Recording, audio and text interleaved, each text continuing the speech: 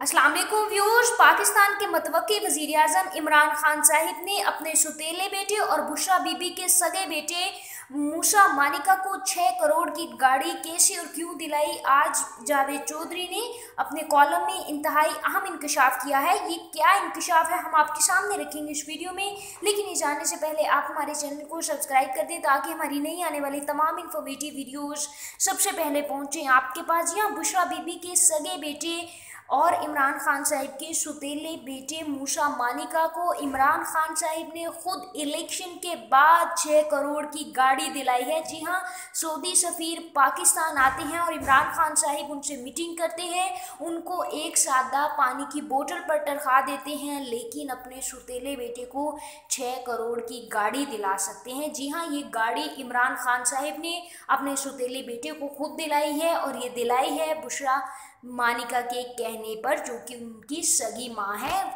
मूसा मानिका बुशरा मानिका की वही बेटी हैं जिन्होंने सबसे पहले फ्रंट फुट पर आकर इमरान खान और बुशरा बीबी की शादी की तस्दीक की थी और ये कहा था कि मेरी वालिदा इमरान खान साहिब से शादी कर चुकी हैं, वो अब ऑफिशियली हस्बैंड और वाइफ हैं। ये सबसे पहले इंकशाफ किया था इनके बेटे मूसा मानिका ने, और उसे ही इमरान खान साहिब ने इलेक्शन के फ़ौरन बाद वज़ीर आज़म बनने की जब उनकी तवक्कुआत पूरी हो चुकी थी, तब इमरान खान साहिब ने शायद इस खुशी में ही अपने सुतेले बेटे को 6 करोड़ की गाड़ी दिला दी। और यकीनन इसमें बुशरा बीबी भी रज़ामंद होंगी, क्योंकि तमाम बड़े फैसले बुशरा बीबी के कहने पर ही हो रहे हैं। जैसे चीफ मिनिस्टर वज़ीर आला पंजाब कौन होगा, इसका फैसला भी हतमी फैसला बुशरा बीबी ही करेंगी। लेकिन इमरान खान साहिब ने अपने सुतेले बेटे को 6 करोड़ की गाड़ी कैसे दिलाई, क्यों दिलाई, ये वजूहात जानना बहुत ही ज़रूरी है।